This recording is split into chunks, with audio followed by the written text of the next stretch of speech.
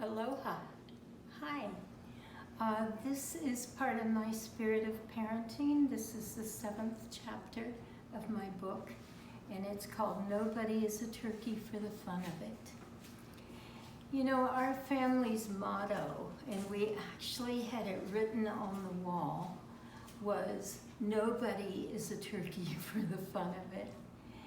And it meant, still means sometimes, even though everybody's grown up, that if someone is being obnoxious, it must mean that they're hurting so badly that consciously or not, they're showing you their hurt, hoping that you will have a solution.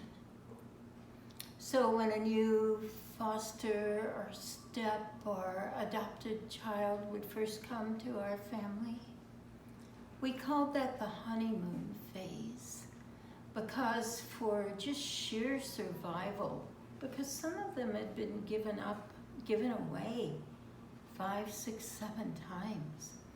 So kids will do anything, everything, to impress you, hoping that you won't reject them. And this is also true with, say, a new stepmom or dad. And you know, they want so much to finally be loved for who they are. And being given away or being kept at a distance is just a nightmare. But once they know that you're not going to give up on them, once they know that they're staying, then the fun begins, because they begin showing you their most unlovable behavior. Because they have to find out. They really have to know if you're strong enough to handle their worst, whatever that could be. And if you pass that test, then the real healing process can begin. But you know, even if you birthed them, and especially during this pandemic, it's no great compliment if your little ones are good all the time. Because a truly confident child senses that it's safe to allow you to know the good, the bad, and definitely the ugly. Children who can show you their hurt, even at this time in history, still have a very good chance of wholeness. Even in this time of the pandemic when all the rules have changed, I'd really worry much more about your children who have retreated into kind of android-like states of perpetual goodness. I'll take a real child over a robot any day. So here's my advice. If they are being turkeys, just gobble along with them. Play. Make it a game. Don't take anything too seriously. Love them no matter what.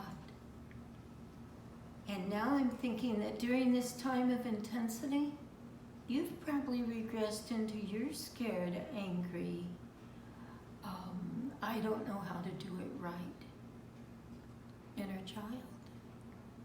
And if so, I would tell you to use your own vulnerability as a teaching tool. Say to your child, or your mate, or your friend, because our little child comes out with all of them, wow, did you see how obnoxious I was just now? That must be because everything has changed and I don't know how to react. To your mate or your friend, you can say, I don't know how to keep everybody safe. To your child, you don't want to say that.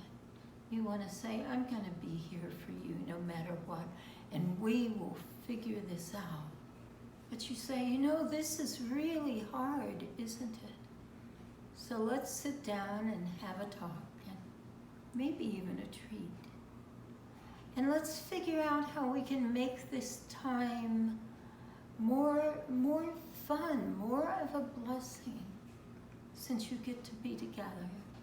And so you say to your child, will you please tell me how you stay so brave and clear so much of the time? I want to learn from you. And I will try to be so good at being your parent that you can learn from me too. And most important, the thing you have to know is that none of this is your fault. It's not my fault either. And none of us are being turkeys for the fun of it. So let's just gobble together. I love you so much.